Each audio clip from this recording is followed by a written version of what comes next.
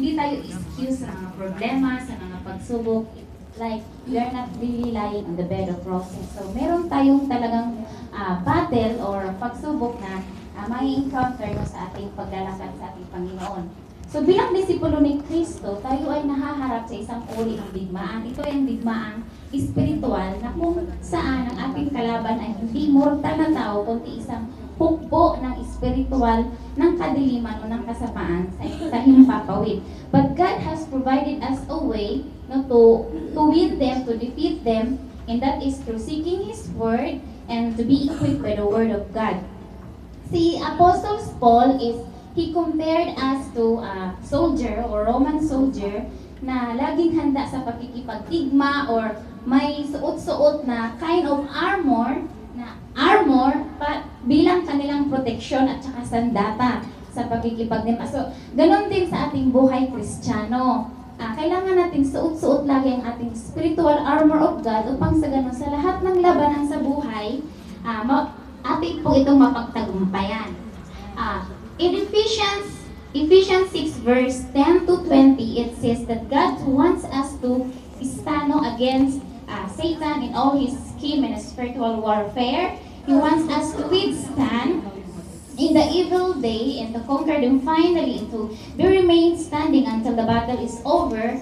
And He also warns us, nire-remind niya tayo na that we are not fighting against flesh and blood but against evil powers, forces of darkness, and spiritual ruler of wickedness. And the only way, ang tanging paraan lang talaga na ma-overcome o ma-win natin yung battles in life is to use the spiritual armor of God, which is the Word of God.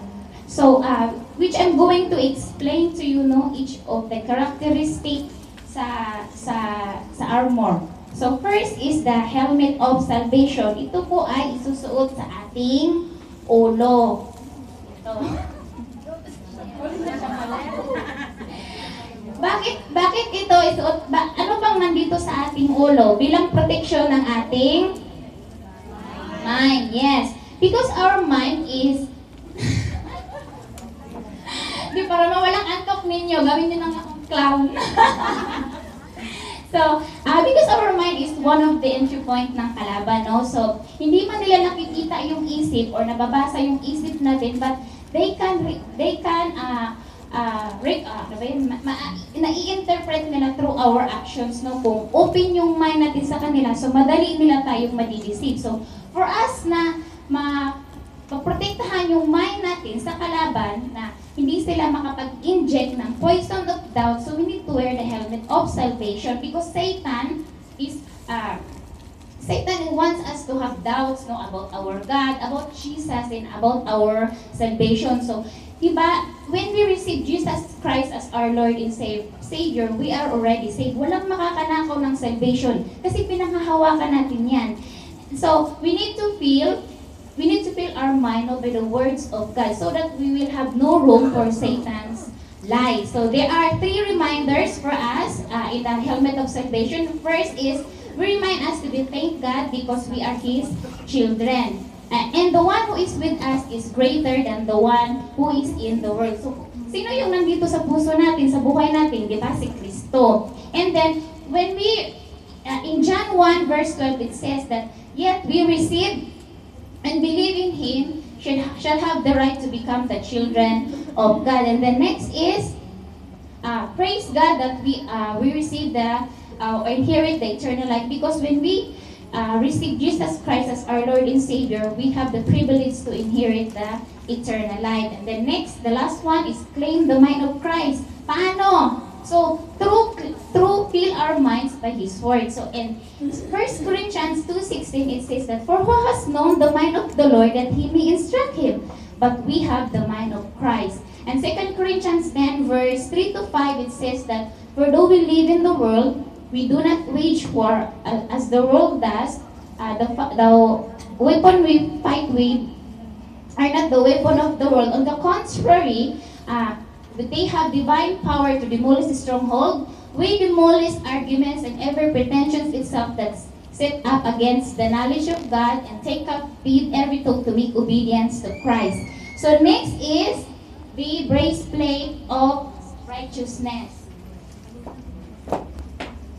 Breastplate of righteousness ay ilagay natin dito sa ating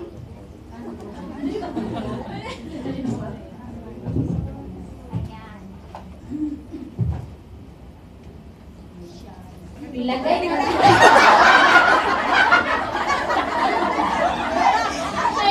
siya yung naratin. Ilagay ito sa ating dibdib bilang proteksyon ng ating puso. So God is always look at our hearts, no? And then God is a righteous God. Hindi tayo makaka-dwell properly sa kanyang presensya if there is something wrong sa ating puso. Kung meron tayong minunurture na kasalanan or habit, so kahit anong iyak natin sa Panginoon, hindi talaga tayo makakadwell. Parang hindi natin ma-feel yung presensya na dahil may minunurture tayo na kasalanan sa ating puso. So, and then, it is protects our hearts, no? And then God attacks our emotions, our hearts, our emotions, our feelings, our self-worth, trust, and He accuses us always that we are He accuses us of being guilty and unworthy. So, in order for us na mapoprotektahan yung puso natin is we need to wear the breastplate of righteousness. So, kailangan yung word of God na nasa ating puso ay talagang isa puso natin, no? Isa puso. And then, there are 3 reminders. First is we need to ask God to search our heart. In Psalm 139, verse 23 to 24, it says that, "Search me, O Lord, and know my heart. Test me and know my anxious thoughts. See if there is an effective way in me, and lead me in the way of everlasting." And then, every time we commit sin, so we need to confess right away to God. No, i-discard talaga natin right away yung kasalanan natin para hindi siya mag-grow, hindi siya mag-nurture. So, that is the second reminder. And 1 John 1:9, it says that if we confess our sins to God, He is faithful and just to forgive our sins and purify us from all our unrighteousness.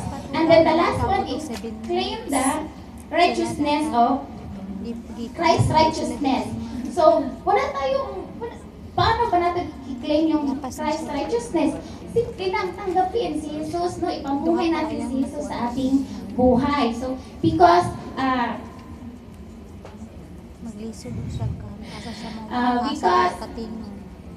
in 2 Corinthians 5:21, it says that God made Him who had no sin to be sin for us, so that in Him we might become we might become the righteousness of God. So, we only need Jesus, no, to cover our sin. And then the next one is belt of truth. Meron akong assistant. Yeah. Belt of truth. John 14 verse 6. Jesus is the way, the truth, no, and the life. So as His teachings, ang kanyang salita talaga ng Panginoon ay totoo, no. So wala tayong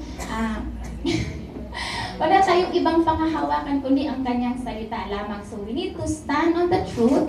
We need to stand firm on the in the word of God, so that when we fight the spiritual battles in life, so ma-overcome natin siya. Ma-overcome natin ang lahat. So hindi tayo madideceive because Satan is the father of all lies. And so we need to Satan fight us, no? Wala siyang ang ano kasi ni Satan ang ugali kasi ni Taning is yung magdideceive siya ng tao, magdideceive sa atin. So wala siyang target kasi we are God's special creation. So ang tinatarget talaga ni Taning tayo. So we need to stand firm on His word, no? So kailangan ikitan pa natin yung ating paniniwala at pananampalataya para wala pong malalaglag. Because hindi sa malalaglag. So para hindi tayo malalaglag yung ating paniniwala at ating pananampalataya. So, because belt of truth is holding for the rest of the armor. So we have 3 reminders. So kaya higpitan natin na yung ating belt of truth, yung ating paniniwala at ang ating pananampalataya, so that when we face the battles in life, hindi tayo magsishake, hindi tayo mag-twist, hindi tayo madideceive ng ating kalaban. So there are 3 reminders. We need to be true to ourselves and to God. When we pray, especially when we fight the spiritual battle, and then hold to the truth, kailangan panghawakan natin ang kanyang salita. Ang kanyang salita lamang ang tanging nating sandata sa buhay. So that na walang pag-aalinlangan. And then master our emotion. So master our emotion is because we need to be guided by the truth, not by the flesh or not by Satan. Otherwise, yung sarili nating desire na ng makamundo ang pumaibabaw sa atin. So in James 4 verse 3, it says that when we ask, we do not receive because you ask with wrong motives, that you may spend what you get on your pleasure. So the next one is the faith should with the preparation of the gospel of peace. So this okay, yeah. Good po talaga kasi mukha akong sundalo. Okay, so faith should it remind us to be ready and available. For us to be ready and available. So sa ating buhay Kristiyano, of course we are obliged we're obliged to do the task that God has prepared for us to do. And that is example is yung pag-evangelize, pag-share sa kanyang salita, sa kanyang pagmimisyon. So we're obliged, no? And then example here is evangelism. So sa ating pagmimisyon, there will be some circumstances or distraction talaga na iaano ni Satanas sa atin kasi hindi talaga niya gusto na mag-glorify si Lord. So, there will be some distraction like discouragement or sa ating pag-evangelize, makaka-encounter tayo ng mga pilosopo na tao, mga persecution, mga pag-i-snub nila, yung pag-i-insulto. So, there are considering na yun ang balidaan na tinatahak natin na may mga mababatong daan, may mga lulubak na daan, but we are prepared and ready, right? Amen? Amen.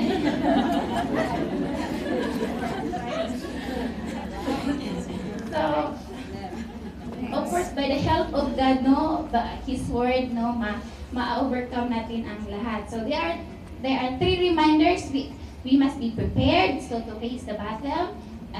When we do the mission or pag-evangelize, and then we must be anticipate for any possibilities na ipapagawa ni Lord sa atin, and then share the gospel. So how come na mapuproclaim yung salita ng Panginoon sa buong mundo kung hindi natin i-introduce si Kristo sa kanilang buhay, and then intercede the lost. So wag nating hayaan na yung pagod or yung tired or yung boring na ano ba yung pupuntahan yung mga kaibigan or pamilya natin na naliligaw ng landas. So kailangan talaga natin na puntahan sila at kumustahin. But the best way na talaga is to pray for them, yung intercede the lost. So the Bible says in 1 Timothy 2:1, it says that I urge then, first of all, that requests, prayers, and intercessions and thanksgiving be made to everyone. Jumps to verse 3. That is good and pleases to God our Savior, that who wants all men to be saved and to come to a knowledge of truth. Next armor is the sword of the Spirit. The sword of the Spirit is ganito ang paghahawak. So this is the God word. This is our offensive weapon. Hindi ko pantos. So this is our offensive weapon. So kung ang kalaban na yung atake sa atin, so meron din tayong pang-atake sa kanila. So that is the word of God. So God's utterance, God speaking to us for every specific situation sa buhay. Kung makakaranas tayo ng problema or battles in life, wala talaga tayong ibang sandalan or sandata, kundi ang kanyang salita lamang. And then He took to us for every specific situation. So kasi magre-reveal si Lord sa kanyang salita. So in Hebrew 4 verse 12, it says that for the word of God is living and active active, sharper than any double-edged sword. It penetrates to into the dividing in the soul of spirit, joints and marrows, and it judges the attitudes of the heart. So talagang hindi makaka-stand no yung kalaban sa salita ng ating Panginoon. So there are two reminders is to grasp the word of God, like ganito yung pagkahawak, ganang panghahawakan, hold it firmly or with grip na pagkakahawak, and then let the Spirit use the word. Of course, it is because the word of God is living and active, and then through the Spirit we can pray on the basis of the word. So in John 16 verse 13 to 15, because the Spirit used the word to reveal what God's will to us, to help us to kung ano yung dapat natin ipag-pray, because Jesus, God is very specific no sa prayer natin. In Matthew 4 verse 1 to 10, di ba very familiar tong passage na ito, yung tinem si Jesus Christ ni Satan sa 3 times when he nagpapas siya ng 40 days. So di ba walang anong ginawa lang ni Jesus Christ? Di ba? He just only used the word of God, and that it caused to Satan to flee. And then the last one is the shield of faith. So kailangan ko lang kasi wala na ako mahahawan ka. Yeah. Okay, shield of faith. Oh, di ba? This is our defensive weapon. So this is our protection sa ating buong katawan, no? So whatever blazing and burnings and firing arrows from the enemy is going to hit on us. Wag na lang mo. Is going to hit on us. So meron tayong shield of faith, yung paniniwala at pananampalataya natin sa ating Panginoon. So wala tayong ibang wala tayong ibang protection, kundi ang kanyang salita lamang, no? Ang ating faith sa kanyang salita. So there are 3 reminders. First is to claim the victory. Jesus Christ already won the battle 2,000 years ago when He died on the cross. He just wants us to experience the victory that He has already won. And then, of course, advancing faith is in James 2:20. It says that faith without action is dead. So kailangan makita sa atin na yung faith natin, yung paniniwala at pananampalataya sa ating action. And then quench all the fiery darts from the wicked. So